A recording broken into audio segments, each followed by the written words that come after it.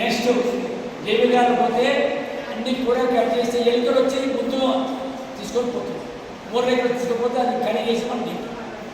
ఇలాంటి ప్రాబ్లం జరుగుతున్నాయి.